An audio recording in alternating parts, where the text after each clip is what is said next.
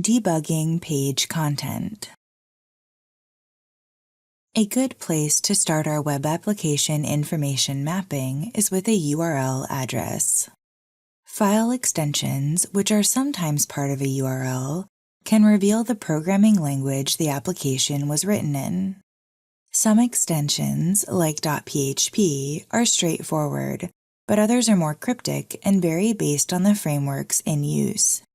File extensions on web pages are becoming less common, however, since many languages and frameworks now support the concept of routes, which allow developers to map a URI to a section of code. Applications leveraging routes use logic to determine what content is returned to the user, making URI extensions largely irrelevant.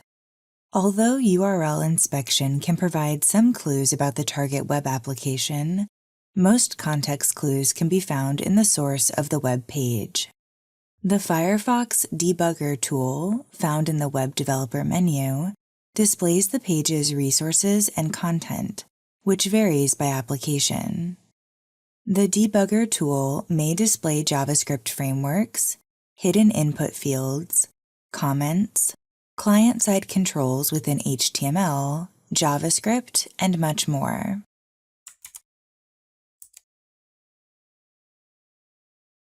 Let's test this out by opening Debugger while browsing the OffSecWP app.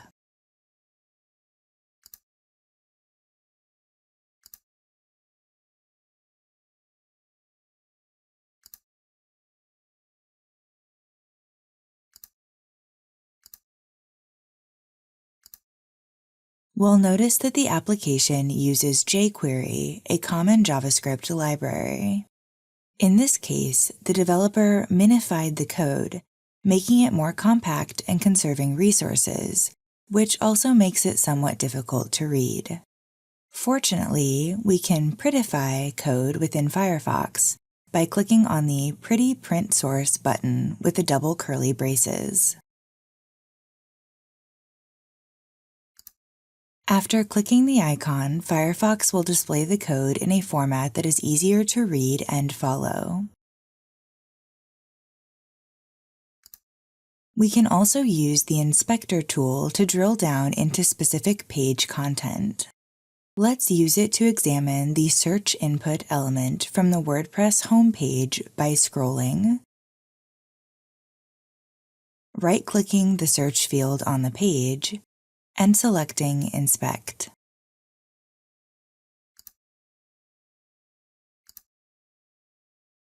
This will open the Inspector tool and highlight the HTML for the element we right-clicked on. This tool can be especially useful for quickly finding hidden form fields in the HTML source. Now that we have some familiarity with how to use the built-in browser debugger, we'll learn how to use the network tool and burp proxy to inspect HTTP response headers.